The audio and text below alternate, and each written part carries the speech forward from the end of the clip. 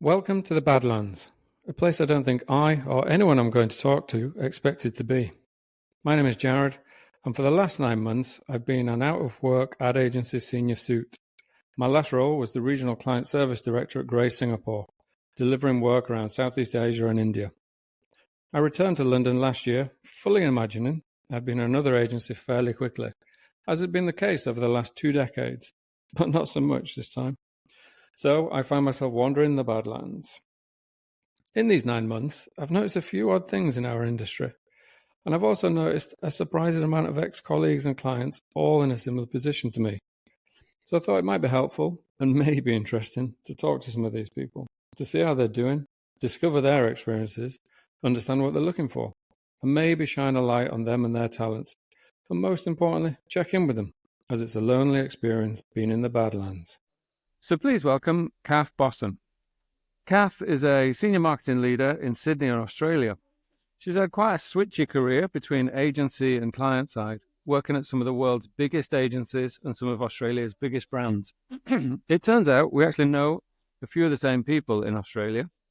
But I connected with her recently after I saw an amazingly open and honest post on LinkedIn, where she detailed the horrors of job hunting in Oz at the moment at a senior level. So I felt compelled to connect with her, given the experiences that are similar here in the UK, which has led to this chat today. So please welcome Cath Bosson. Cath, how are you? It's really early here and it's late for you, so I apologise for my shitty intro, Cath. That's all right. How are you? You're gonna get a similar outro. Yeah, you're gonna get a similar outro from me. I'll be at 10:30 p.m. and falling asleep. Exactly. How am I? Do you want the filtered answer or the unfiltered answer? No. So what I've realised with this podcast and my millions of listeners and the global audience, wink, wink, prefer honesty. I think that's what makes all podcasts a really interesting and popular medium, is that they're authentic. And it's not a voiceover recording. We're not recording a TV ad. It's like we're talking shit about this shitty time that we're in, but with a view to kind of give people a bit of insight and maybe some advice to help them. So, no, how are you? Thank you for asking. I am hanging in there is probably the best way I could describe how I am today. Ask me on a Monday, it might be a slightly different answer to a Wednesday and a Friday. I'm also recovering from a bout of something, so I'm probably not at my best. But I would say hanging in there, literally and metaphorically right now. After nearly 11 months in what you have termed the Badlands. Yeah, well, I think before we get into that, I think what I like to start with is, firstly, I totally feel you. And my experience is similar. And on some days I'm feeling buzzing, I'm positive, and I'm going to crack on and solve. And then some days I'm like, forget this. So it swings and roundabouts, and it can take little to swing you either way, I think, is what I'm experiencing, and equally hearing from a lot of people. So, but I think before that, I think what's always super interesting is for people to understand and hear, like, fuck, this person's had an amazing career. It's scandalous that she's in this position in your case. So I think we always start with, can you give, a bit of a potted history of your advertising and marketing career? As I mentioned, you what I'd consider switchy. You've gone both sides of the aisle. You've had great times at some amazing places. So I think it'd be good for people to understand that. You're a bit of a journey, and then kind of how that's culminated in you being in the Badlands, which has led to your super honest post, which I know resonated with a lot of people I know. Once I'd shared it and commented on it, it's like, fuck yeah, this person's going through the exact same thing in Australia as we are here in the UK. So, which I'm sure we'll come on to. But for now, why don't you tell people where you've worked and what you've been doing? Okay, well, I guess I would probably describe my career as a sort of two-parter. I did fall into advertising quite literally accidentally at a much younger age, and I was one of the ones who, back in the day, you could actually work your way through the ranks from an EA to an AE and an AM to an AD to a senior AD to a group account director, and I was one of those. But I think probably maybe a combination of, moderate intelligence, but a lot of luck, and fortuity would be some people I met along the way who saw something in me, and I was really fortunate that I landed in great agencies with great leaders and great mentors. And, I realized quite early on that attaching myself to creativity and creative ideas and being involved in and exposed to the brilliance of these minds was something that I wanted to do forever. And, I have been incredibly lucky to have worked in some really amazing agencies and agency networks with some great leaders. Colenso would probably be, for me, the defining agency in my career. And I spent the best part on and off of probably up to 9 years in and around Colenso and the BBDO network. And I think, I was really lucky that I had this fantastic group account director when I was at senior account director level, a couple actually, a really fantastic Scotsman and Yorkshireman were two really incredible leaders of mine who we are feel... legends, but that's for another podcast. Absolutely, who I feel really, I think identified something in me and celebrated things in me that maybe I had been criticized for early in my career, i.e. I am a pretty blunt instrument. I say what I think, and I'm pretty direct. And I think we need to qualify. You're a Kiwi, right? So let's just qualify that, and everyone goes, I am. Oh, okay. Yeah, okay. Let's set the I bar. am. Understand. Yeah, I am a Kiwi. Right. Yep, exported to Australia.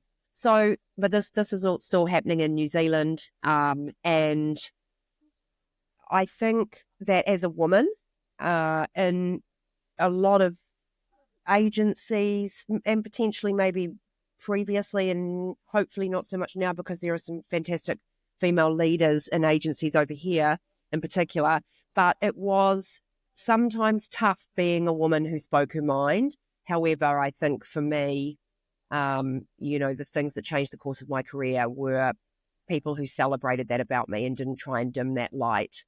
But that coupled with just working in an agency with incredibly clever people like Nick Worthington, side Vickers, so many amazing creative leaders that came through there, that it was just a purple patch in terms of everybody's life and times.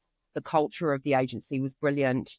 Friends for life made and work celebrated. And, the mantra at Colenso and BBDO was the work, the work, the work. And I think that it gave me, that passion and burning desire to make sure that the work, and that's the craft, and every part of the process of the work was done, to the utmost excellence. So I spent a large part of, sort of GAD level, senior AD and GAD level in New Zealand, had a 2-year stint at DDB running McDonald's, ran that across both Australia and New Zealand. I ran the New Zealand business, but we were closely aligned with Australia, so worked pretty collaboratively with DDB Sydney and then McDonald's Australia and New Zealand. And again, enjoyed that, loved the business itself, a global brand, really strong marketing toolkit that was unified wherever you went. So the language was the same. You understood what was needed. I was lucky enough to go to Hamburger University in Chicago. And, I guess a little highlight in terms of that stretch at DDB.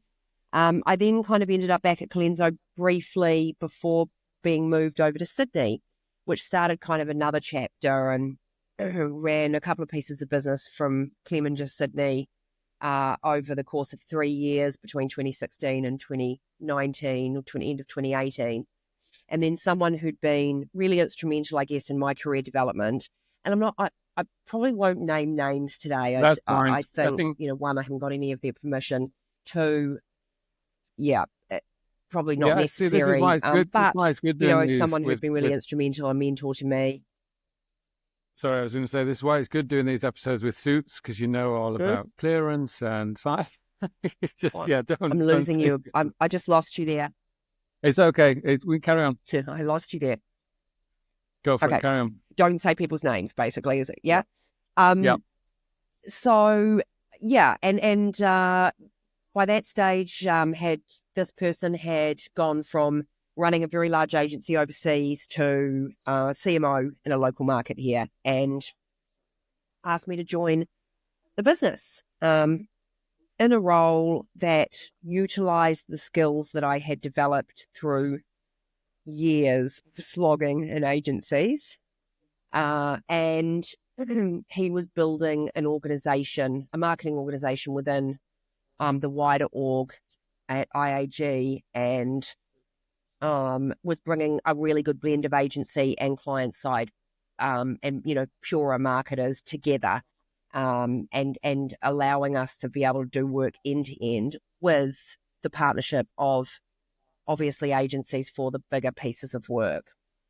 And my role, effectively, it was called a creative lead, and it was basically to face out to the agencies and sweat the work and make sure that, the briefs and the work that we were doing were making it out into the world in the best possible way they could. And, crafted, absolutely loved, and, perfected. And that was something that was incredibly important to the CMO. And he wanted someone, I guess, that had the agency experience, that knew how to work with an agency to get the best out of the agency, to get the best work out. And so that was my first taste of client-side life. I was at IAG for around 3.5 years. And then, to be honest, I was sort of unceremoniously and, to my absolute shock, was retrenched. And I didn't see it coming. And it really knocked me for six. I hope, and I don't believe it was anything more than unfortunate circumstance. And it wasn't just me, but it felt like it was just me. And I think because there was an existing relationship that I probably felt a little bit like it felt personal. And I think we can always look back in hindsight and reflect a little bit more maturely and say, no, I get it. But at the time you're in it and you kind of don't really understand how. So I guess it forced me to sort of reevaluate what I wanted to do. At that point, I was pretty happy to stay client side. I didn't really see myself back in agency land. And through some pre-existing relationships, ended up just contracting for 5 or 6 months for another fin services brand, until a role came up that I was approached for in early 23 to head up connections for a business called Lion Breweries. I spent 7 or so months doing that, and in the spirit of candor, sometimes what looks like a dream job on paper in reality is quite different. But what I would say about that is that it stretched me, and I learned probably a lot about myself, but also I think really sitting in an organization with a lot of brands and products in a CPG environment that I hadn't done a lot in for a while, and it's beer, so it's fun and cool, and a team of subject matter experts that I basically looked after. And it gave me, even though it was brief, some really good experience leading a huge team. I had 28 people on the team, 9 direct reports, and multiple brands sitting within the portfolio. And the role of connections was really about using that subject matter expertise to translate the commercial into the creative, right, and the execution and implementation. So I had everyone in the team from digital, MarTech, social media, creative strategy, operations, partnerships, and media. And you can see then, when you work with an agency, what it actually takes to get a piece of an integrated idea out the door. And we were responsible, really, ultimately as a group, for holding the tension around how that idea showed up, right? And that was everything from, the start where you would take the business brief and challenge and turn it into a marketing and brand challenge, and then brief the agency, the reverse brief, the creative output, the production and the whole process in production, and media briefing and digital, social, and into implementation, go-to-market, strat, the whole piece, right? And that, so I think probably on paper, I stand by the role being the perfect job. In reality, it was not, for reasons many and varied. I made a decision in December last year that I didn't think it was a place that I was going to thrive in the long term. And it was better to cut my losses and walk away and find the job that maybe was as good in real life as it was on paper. And unfortunately, I did that not knowing that when I left in December of 2023, that by February 24, the market would bottom out. And those jobs, any jobs, not just my perfect job, but a job that even resembled any type of job around my skill set, which is as a generalist, by the way, were nowhere to be found. And that's when panic sets in. And you think it's temporary, but it's nerve-wracking. And I'll just pivot and I'll maybe look at how I can use my skills and look at what that role, it's slightly different. It's not as generalist, but I could do it. In that role, do I look at agency again? I can always fall back on that. Take a slightly lower level role, move sideways. I can do that. But those roles weren't available either. And all of a sudden, you are basically a cog in the machine and you're applying through LinkedIn and Seek and Glassdoor and all the places that you thought you'd never have to go, because every job you got before was through somebody you knew, or someone recommended you, or someone approached you. And that had been me between 2007 and now. And all of a sudden, you're out there on your own, basically trying to find a job where you are literally a name on a piece of paper and nothing else to anybody. And I think... No, I was going to say, it's such a similar arc in terms of, I did an exercise with a careers coach where she made me understand, just think about how I'd got previous jobs. And when I did that exercise, I realized I hadn't really tried for any of them. And that was the weird thing that I had to come to realization. Like you, it was... It sounds like we had the same career coach. Well, it was just through... Like you knew someone at a place and there was an opening, so they'd go in touch with you, or a recruiter would call you out of the blue and go, "Hey, these guys, would you be interested?" Like, yeah, sure. And I was largely kind of a yeah, sure kind of guy, unless I'd heard something terrible about it. So, and then you do find yourself then at this far end of the extreme now going, hello, is anyone, hello? Because that world of, simplicity has evaporated. So I apologize. I didn't mean to cut you off because you're in such a brilliant flow. So that's taking you up to being in the Badlands, December 23. So essentially this year, right? Well, December 23 was when I left. And then, like I say, I sort of took a few months. I wanted to take stock. Again, had I known then what I know now, would I have taken stock? No, I would have got straight back into a job search, which, it might have had a slightly different outcome, but I thought I'll just sit back until February and take some time out. And, well, it's summer as well, isn't it, down in Oz? I think for the listeners, Oz, January, February is like July, August here in the UK. That will make sense to people here. In the super slow. As in forget about it. December hits and people are leaving their desks and no one's hiring anybody until February.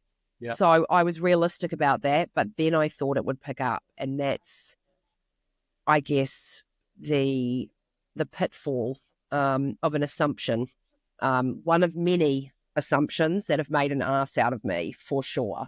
Well, no, I think you were not to know. No one, and so I think it's easy to just think, I should have done this, should have done that, should have known. The truth is, the sheer volume of incredibly smart senior people that I speak to who are all in the same position were either all incredibly stupid, or in fact, it was not, the writing wasn't on the wall and there wasn't a sign. It was simply a thing that you've just unexpectedly found yourself in. So I always want to point that out. I don't think you should beat yourself up about it. No one knew. No one knows. I think now people have cottoned onto it because of the 12 months of people like you and I talking about it. So I think it's a bit clearer for those who are working. And I'm sure people aren't making decisions to move or try and change because of the reality when they look outside of the window and go, oh, it looks shitty out there now. I don't think we knew back in 23, early 24. So I just want to defend you there a little bit. Thank you. Don't beat yourself up about it. And there's no one knew. Otherwise, we're all idiots. But I'm talking about CMOs and CEOs that I've spoken to. And it's like, so give yourself a bit of credit. I don't think hindsight's good or for bad. You wouldn't have changed anything. So don't worry about that.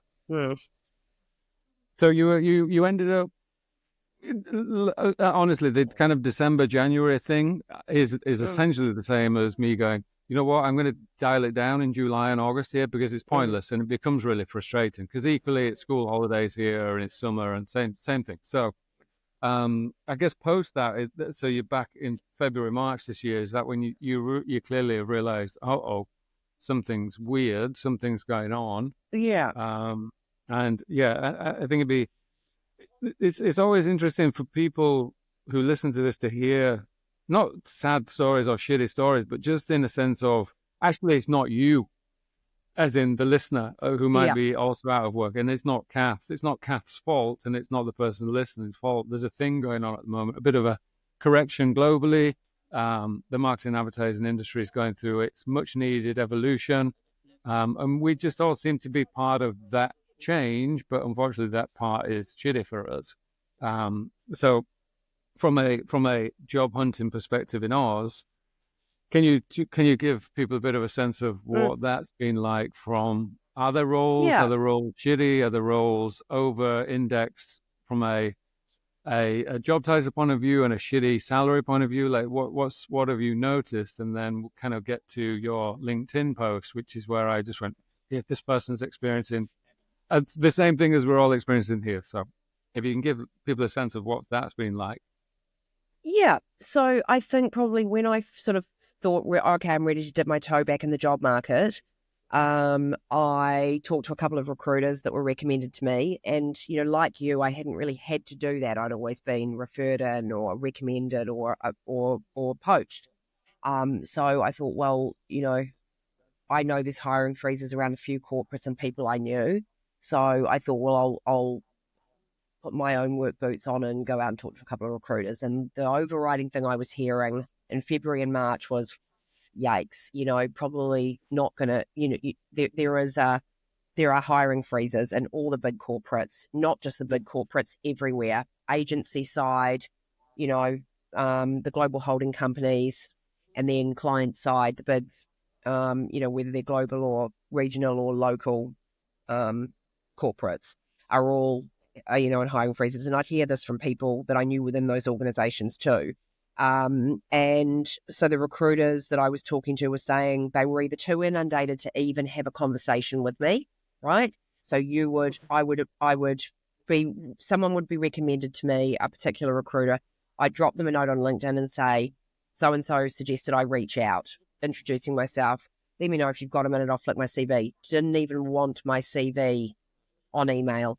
Couldn't even do a call, inundated, 250, 300 applications for roles, role shrinkage, in ways like less roles, getting rid of a lot of the senior roles and, pitching the roles at a much more junior level, but expecting the level of experience of someone senior.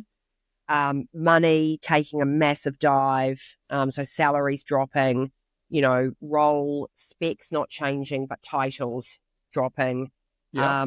The recruiters I did speak to, I had a couple of, I would say, frustrating conversations with, whereby I think, something gets said like, that you've got great experience for a generalist, but in this climate, in this market, if there's a CRM director role or a head of digital role, then you're not going to be suitable. And my response to that was, I'm not going for those roles because I am a generalist and I understand what there may be pitfalls of being a generalist, but there are also, I think, being a jack of all trades is valuable, just maybe not in this particular climate. So those are the types of comments I was getting, if I could even get to speak to one. And that was the overall market view in terms of titles, the roles available, salaries, everything shrinking, right? Except for the expectation in terms of what the roles were asking from a level of experience and skills, and that's both hard skills and soft skills, right? It would blow my mind. Yeah. You'd see a role advertised and what they wanted you to actually deliver, but there was either no transparency with salary, two, there would be transparency and it would be like, mind-bendingly offensive at how shit the salary was. Yeah, I'm sorry. Comparative to what the expectation was. I'm sorry, you've spelled account manager wrong on the job title. Honestly, it boggled my mind. And I would like to say as well, that I've had this conversation with a few other people in Sydney too, and in Australia. And, there was a round of retrenchments out of my previous company, and, most of them found themselves sort of 3-4 months looking and having a very similar experience to me. We're at different levels doing slightly different things. They were absolutely specialists and, at marketing manager or senior marketing manager level. But, so it was widespread. It wasn't just at my level. It was across the board. Right. Yeah. Because that's slightly different to the UK. The UK, the kind of middle is booming. The kind of what would be senior account manager or account director level here in the UK, an agency side is booming. They can't find those people enough. And I know people who've been, SADs and, new BDs having to kind of apply for those, but then finding themselves being classed as too experienced for those. And it's like, well, you can't win, sorry, buddy. Hey, sorry, my dog's going crazy. I don't know about the. Yeah. I can hear him. I don't know about that level in agency here because I'm not in agencies. I do know that, from a marketing point of view. Yeah, look, I've seen the job market in terms of, if you're looking at the usual suspects in terms of websites, there does seem to be a lot of mid-level there too. But, whether or not where they're being filled, if they're actual jobs or ghost jobs, which I think there are a fair few of, by the way. It definitely has picked up at that level. And I'm applying for those too and getting fucking nowhere. So I'm not laughing at you. I'm just laughing at the similarity. The absurdity of the situation. Yeah. Well, yeah. And this, I guess, brings me on to kind of then, like we do genuinely know of some of the same people. Australia is a amazing place, quite a small country in terms of population, and when you get into the advertising marketing industry, it's even smaller. So we do know some of the same people, which is amazing. We do. I think I came across a post you'd put out on LinkedIn 4 or 5 weeks ago now, which it was both beautiful and awful all in the same breath, in that I loved the honesty and the vulnerability, and it was warts and all kind of, this is the lay of the land at the moment for someone like me in Australia, and it'd be worth you. I think it's worth you saying what compelled you to do that, and then how's it been received, and I guess if you want a bit of the content that you put in it, because I've seen some people do that, and it can. What we're all trying to do is be visible and look, I'm here, I'm still here. And I think loneliness and isolation is a big part of this that really isn't probably taken into consideration by friends and colleagues who, see you and then go, oh, well, she's still looking for a job. But then when weeks go by and then they check in with you again, in those weeks, it's like dog years, that time for you has been awful and drawn out and, despair, and can be, incredibly challenging financially and all of these things, stress related. And so I think what I liked, to me, it felt like you were going, I'm still here, you motherfuckers. I'm still going, but everyone needs to hear that this is the lay of the land, because you never know what might come of it. And I think it's worth pointing out, I've actually seen some horrendous posts which are, I'm losing my house, or my family and I are having to move back in with our parents, because it affects people to a very, very serious level. This big correction that's going on, and you and I have spoken privately about things, and we don't have to go into any of that. But I think, sorry, those are the most long-winded that was like shitty feedback from a client. It was, tell people about your LinkedIn post. I'm the client. Okay. So no, it's good. It's good context, I think. And I think probably, first of all, that, it had enough reach that here we are. And that it was maybe it was framed in a way that it maybe had the right mix of frustration, desperation, and maybe a bit of fear, maybe a bit of anger. I think it was all honesty, of those things wrapped into one. And I mean, a whole lot of honesty. And I think I said earlier in the podcast, I am a pretty open book, and I am a very direct human. And I think that I have been, I've been told I'm sometimes a little bit too brutal on the honesty scale and all of those things. And so what I guess I did before I posted that, before I wrote it, it was in my head. It was all spinning around, and I did feel frustrated, and I didn't feel like I had an outlet. And, all of the things that you mentioned, loneliness, isolation, I live on my own, although not completely on my own. I have a beautiful, nearly 4-year-old English blue staffy called Valentina, who, it is, no exaggeration to say, has probably saved my life. It has been the worst of times, and I am a proud person. So, opening up whilst I am an open book, opening up about this moment in time and what's led me here has been very, very challenging for me to do. My closest friends and my mum and, the people who love me know just how dark it's been and how bad it's got. But beyond that, I have probably kept a lot of those cards quite close to my chest. And I think it can be a dangerous thing sometimes, because it comes out all at once, and sometimes in the wrong ways. And thankfully, maybe in this instance, it wasn't the wrong way. It came out the right way, and it resonated. And I think what I was trying to do, I wasn't sure if it was going to be an absolute career burner, or maybe, a Hail Mary that would, shine a light on me in the right way, that, an opportunity might turn up.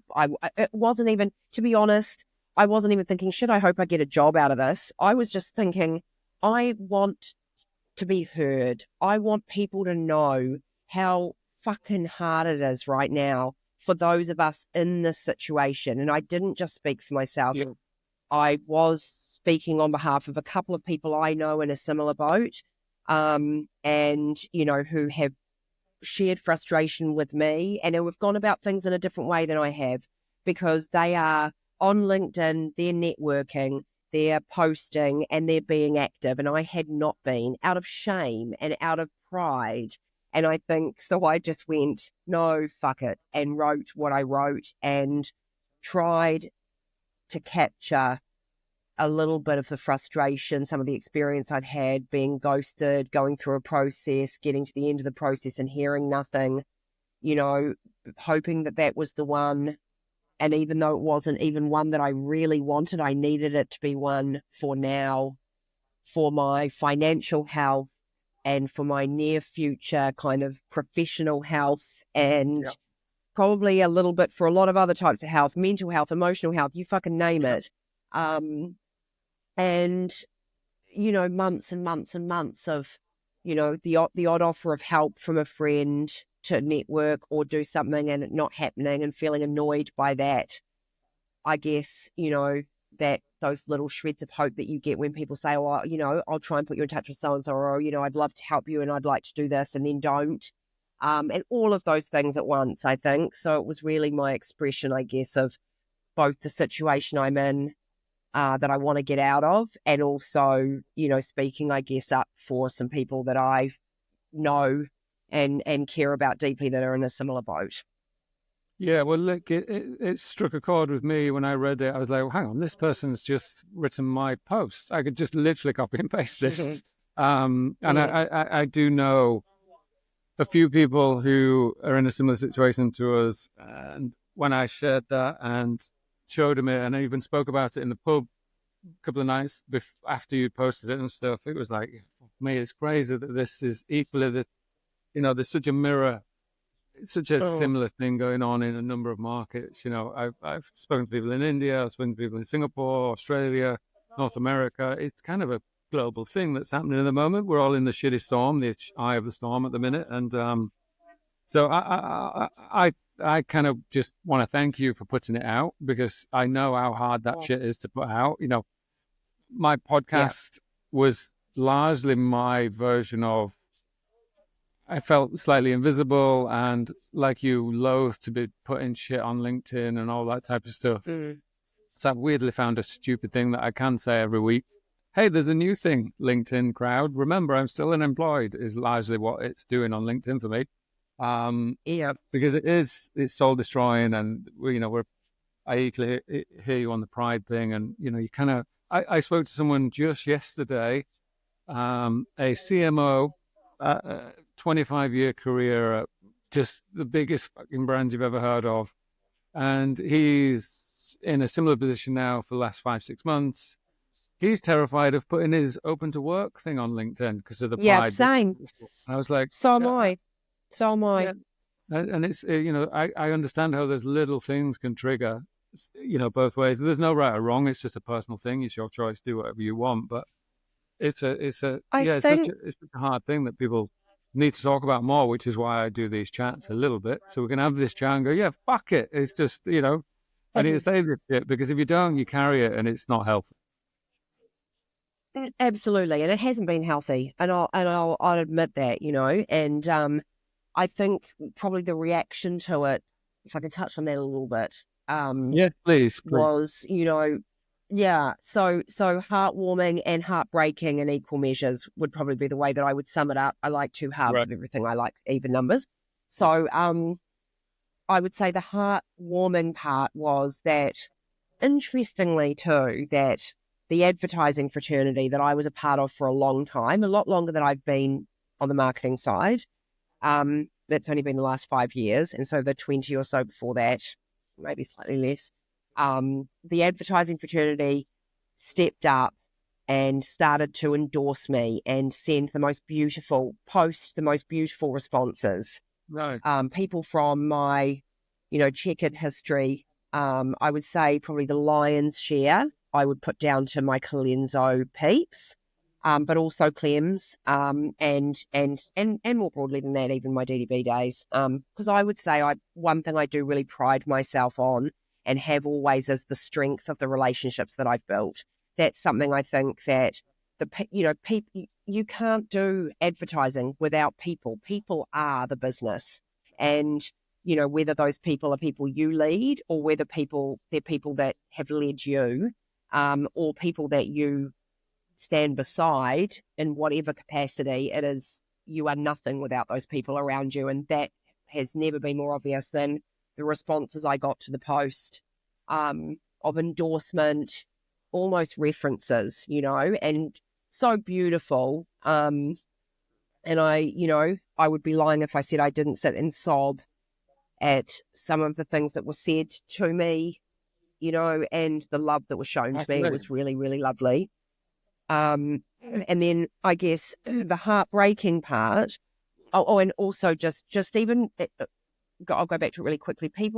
So leaders from an agency, for example, a leader from an agency in Sydney, who was not my leader when I worked at that agency in Sydney, stepped in and said, "You are Clem's alumni, this will not do. What can I do? Right. How can I help?" That to me speaks volumes about, that the legacy that I feel that I have gained from a network like BBDO. And that person, that's real culture. That's culture. Agencies go on about culture all the time, but that's culture. And not, I guess not the table tennis table. That's culture. No, that's absolutely, and we had a saying at Colenso about the magic being in the carpet, and it was at the time that I was there. This is obviously not a Colenso person. This is the Clemenger CEO. But she has also been really true to her word and has genuinely stepped up to help me. And like I say, the advertising fraternity have been the ones that have stepped up. The marketing community, not so much. Why? Right. I don't know. But I guess it's that sort of ability to kind of just show some humanity and be as vulnerable and honest in response, I guess. And that's, the thing that I loved about agency is that you really were encouraged to just be who you are. So that's the heartwarming part. The heartbreaking part is the numerous into the 100 of messages that I got, because the algorithms probably pushed my post and a bunch of other people in a similar boat to me who doom scroll on LinkedIn looking for roles and trying to identify with someone or something. And the private messages I got from people who are experiencing a very similar situation, whether that be someone like yourself at, a really senior level, or someone at a senior level in creative services, or in various parts of the agency. A couple of creatives too have reached out, but I guess predominantly sort of across the spectrum of kind of client service and marketing leadership. And just, some really awful stories, and they felt brave enough to speak just to me because I'd been brave enough to speak up. Yeah, and for sure. They were mainly wanting to say, you said all the things that I thought, but wasn't brave enough to actually post. And that led to a bit of back and forth and me hearing their stories. And I tried to reply to absolutely every single person who private messaged me, because I felt like that was the least I could do. It definitely landed pretty heavily on me by the end of a couple of days of doing it. And I guess, some hope drains away a little bit when you realize that you are in this situation with so many other people. It's double-edged, comfort. Right? I think it's a double-edged sword, because it confirms that it's not you. It's not you. Yeah. But then equally you go, but fuck.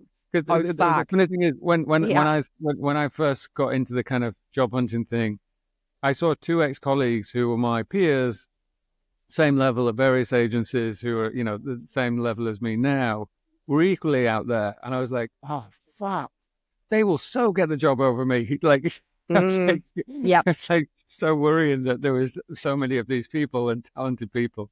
It's like, no, I'd be fine if they weren't job hunting, but they are. So exactly. Exactly. But equally, then I'm like, well, fuck, if they were out, and I know how good they are and how much more effort they put in and how smarter and much more dedicated they were. I'm like, same. I feel the same. I was like, oh, rats, somebody that actually is really good is going to get the job over me that they would just take on because there was nobody else. That's, Yeah, I was like, I used to like the numbers previously. Now the numbers are stacked against me. It's like, fuck. Yeah. But look, joking aside, go on, sorry. No, I was just going to say, look, we should joke about it, but humour's important for this situation. Look, I would say I've said this to a couple of mates, my humour is probably more of the gallows variety at the moment than it is like, belly laugh. I like to think I'm kind of funny and that I've got a good sense of humour, but right now I would say that I'm very selective about the type of humour I have. And yeah, it's definitely gallows, but I'm trying every now and then to, let a little laugh through. Yeah, no, it's important for sure. So I hear you on dealing with the volume of people in a similar situation. Clearly, I'm speaking to people all the time, and it's both it's kind of cathartic. You get a little bit out of it, but then equally, it's also slightly, terrifying because it's another person, and you think, "Fuck, what's going on?" How are you?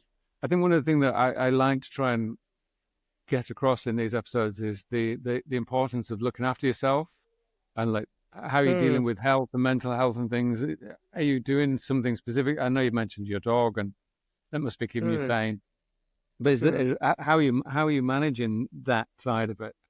Because it's one of the hardest parts, I think. The finance thing is one of them, and then you go, well, but my mental health is terrible at the minute. How are you dealing with that? Look, I'd say I've had sort of varying degrees of success with that. The dog, Valentina, is a huge part of, I guess, the trying to sort of stay mentally well. The walking that we do, we're a sort of 15,000 steps a day family, which is good. There's a lot of water around. So I'm in an area called Woolloomooloo, and it's harbourfront. I can see the harbour. I can walk around the harbour pretty easily. So I guess, I try and twice a day do that, actually take that in rather than just walk past it.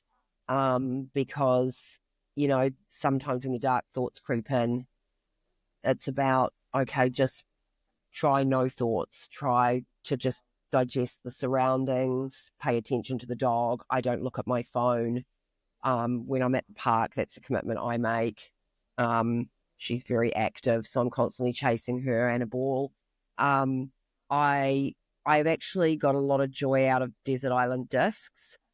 People probably say they listen to podcasts, about successful business people and, starting a side hustle. I have not done that. I choose desert island discs as an outlet for and I do find it educational because they have a lot of really fucking interesting guests on it. And if you go back to some of the archives of desert island discs, they're amazing. I do listen to other podcasts though. I read. I have always been an avid reader. I've tried to do some free online courses. I kind of got a bit over that and felt like it was just more sitting at the computer. And, when I'm doing enough of that on the job search, I allocate a certain amount of time a day to that search, and then that's it. I don't sit there at 10:30 at night doing it. I'm a baker and a cook. I wish I could say I'd been doing a lot of that lately, but when you start to dwindle on the savings front, luxuries like, going and buying a whole lot of baking goods, is tricky to do on the regular, but I am a baker and a cook, and that's an outlet for me. It's creative. The baking side is scientific. The cooking side is more about, instinct. And so I get kind of different types of motivation out of those things. That's probably the extent of it right now. There are days where I probably sit and watch an entire series of something on Disney or Netflix and couldn't tell you what happened because I'm trying to occupy a very busy mind, that is, sometimes filled with thoughts of, is this ever going to end? But I think the dog, the walking, the focus on what's around me, and then, the hobbies like the reading and the baking and the cooking. Yeah, no, it's vital you've got to keep doing those. Weirdly, you have to, I think, if you don't focus on those, it's impossible to focus on the bigger picture of dealing with the nightmare of trying to find your next thing. So it's vital, right? And weirdly, it can feel counterintuitive. I have elements of guilt attached to some of the things that I'll go and do. I might go to the driving range to hit some golf balls. I'll play around a golf, and I'm like, yeah, but if I don't, I'm just sat at home staring at the walls, and it saps your energy. And if the phone does go, then, and if you're not in a good place when that phone goes, then it's self-fulfilling. It's a bit spirally. So it's super important to kind of keep doing stuff. As much as it might be expensive or there's a cost. Trying to do the free stuff and it's vital. Look, I'm at the front. I'm at the free stuff end of life. I mean, the other thing I do that I do actually find it's sport, but it's just watching sport. I'm a big Formula One fan, and thankfully it's Formula One season, and I can get a whole weekend out of from practice to the end of the race. It's amazing how much you can really eke out of a Grand Prix weekend. Wow. But I think activity is important. Some type of physical activity and then some type of mental activity. And that can be as simple as reading or taking your mind off it with some sport, or, doing some type of puzzle, anything like that. But for now, for me, it's a lot of walking. And thankfully the sun's shining a lot of the time at the moment. So that does help. And I have some good mates around in terms of dog park mates who have been legendary in showing me support and love and care. And so that has made, and also not attached to the industry in any way, shape or form. And so I can sit and talk about all sorts of things that go right over their head, but they're there for me. And I think that's another really critical thing, is having, if you don't have a partner at home, that you've got the right support network around you of people that it's not just the people that are attached to the thing that you do, because if they're doing that thing that you want to do, that's even harder to connect with. But at least if they're removed from it, you can have an adult conversation about something entirely not related to advertising and marketing. Yeah, which is what I'd rather be doing anyway, to be honest. It's a nice kind of, it leads on to kind of, as we start to think about wrapping this up, like the heroes, shouting out your heroes, shouting out any heroes who've been looking after you or helping, because it's a team sport, is finding a new job. This is what I'd also discovered. Like the agency world, marketing world, that's a team sport. Like you said, it's, you're so, there's no, as much as there are one or two people who get all the credit, at the C level, it's largely a team sport. None of it would function without a huge group of people. And I think similarly, this kind of process now of next, and whatever next looks like for you or for anyone, it's largely going to be done through support and network and people. So is there anyone you'd like to shout out specifically? It's fine if you don't, and you may have already mentioned them, but I just think it was quite a nice segue that you created there. Yeah, look, I mean, I think probably shout out to people that unrelated. First of all, related probably to the post. Behind the scenes, there are lots of family and friends that I don't think I need to name specifically. They know who they are. They're my people, and I've been really lucky that they have looked out for me and had my back. On the from the post, I would like to shout out to a couple of people. Danny Basil at Clemenger. There's a amazing, my old head of integrated production, Denise McEwen, who is no longer in the industry. She retired, who has just been sort of fervently messaging mates of hers, at production companies to see if they need a runner or, whatever it might be to help me out, trying to find me ways and means of contacting, financial assistance or whatever it might be, and just checking in on me. And then a particular friend of mine by the name of Cam, who has done more, probably given me emotional support, loves my dog as much as he loves me, and has been an absolute legend, just, on the ground here when a lot of my mates are back in New Zealand. So I think those are sort of key people I'd like to call out amongst, a bunch of other amazing people behind the scenes. No, I get that's amazing. And there's clearly friends and family go without saying.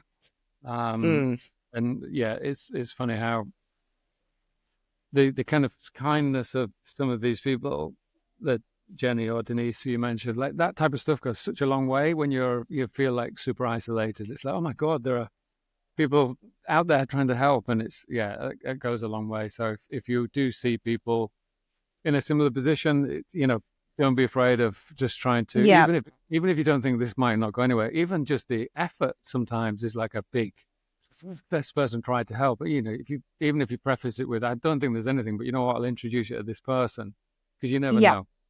And look, and I think that the other thing is that, there have been other people that have said, I'll put you in touch with this person. And I have had a lot of coffees off the back of that post.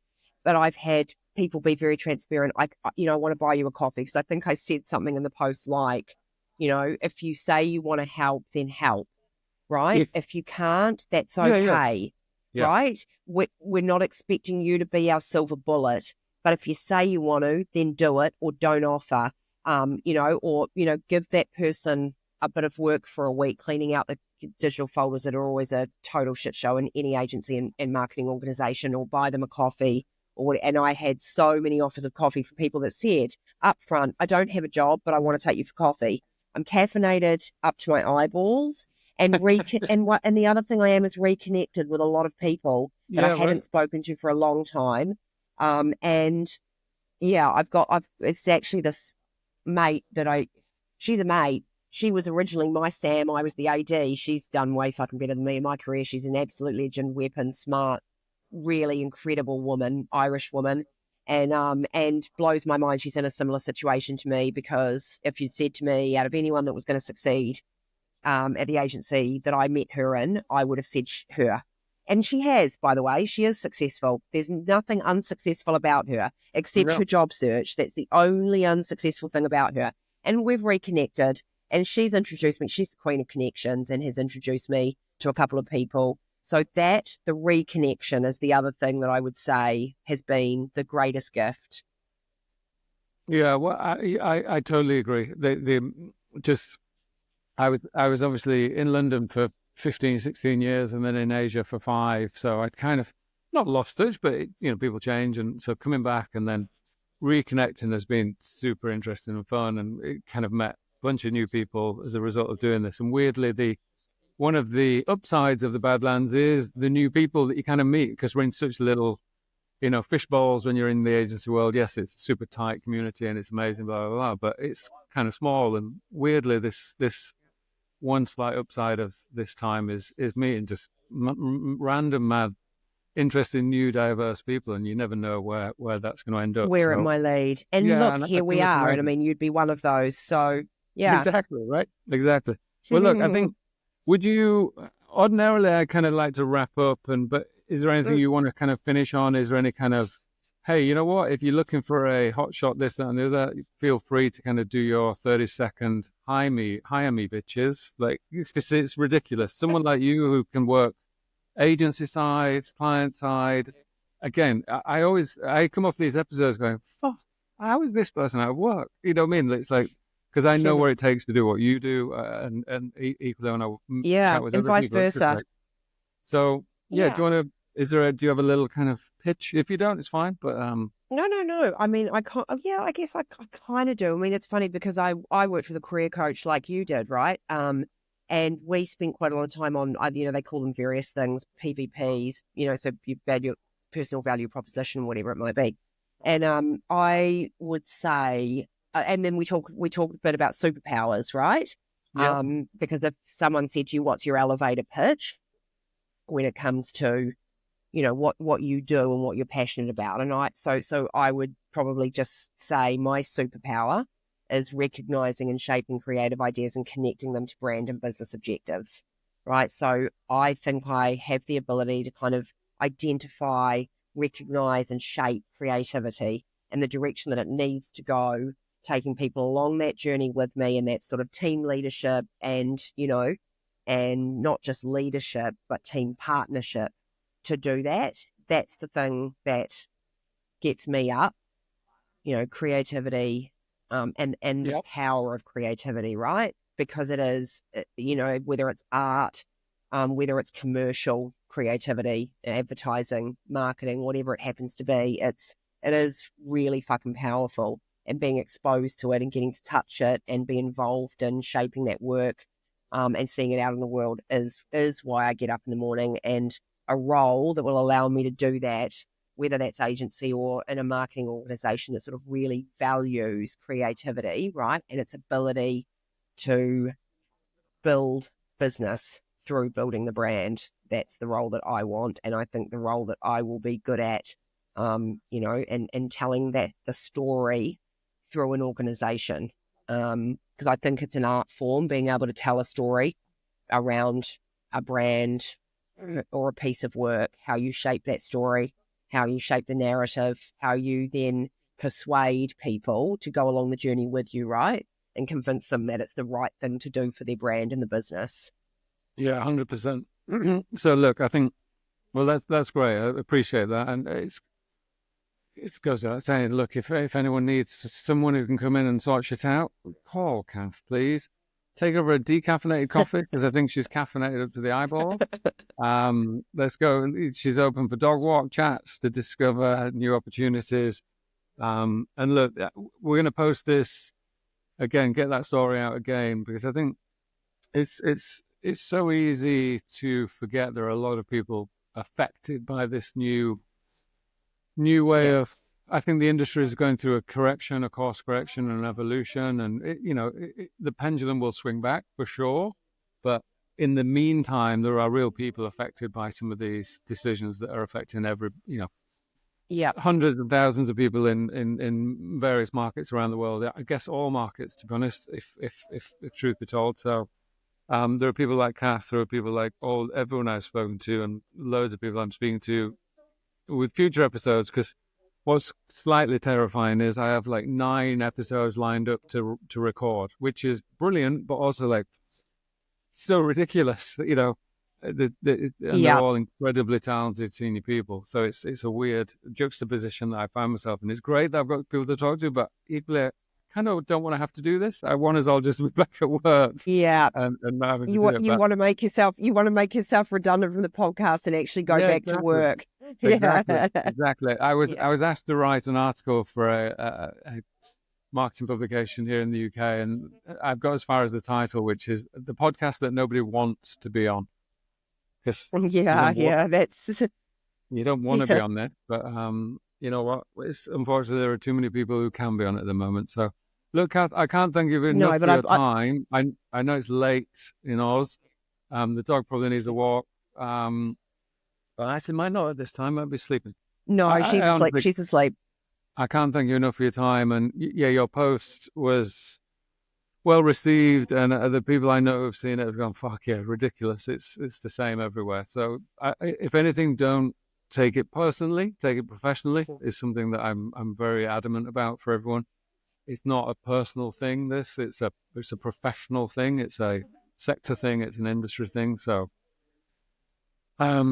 Keep swinging, keep going, and I'm sure you'll solve it.